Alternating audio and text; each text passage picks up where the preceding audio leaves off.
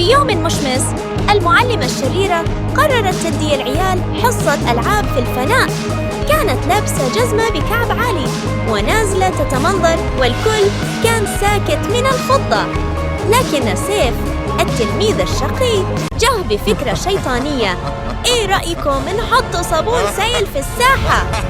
ضحكوا كلهم وبدأوا يفرغوا الصابون على الأرض بهدوء من غير ما حد يحس. دخلت الأبلة وقالت: يلا نجري ورا الكورة.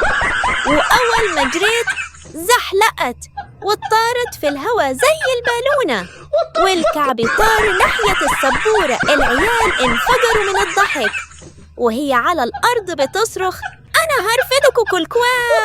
لكن ما فيش حد سامع، كلهم بيصوروا بالموبايل.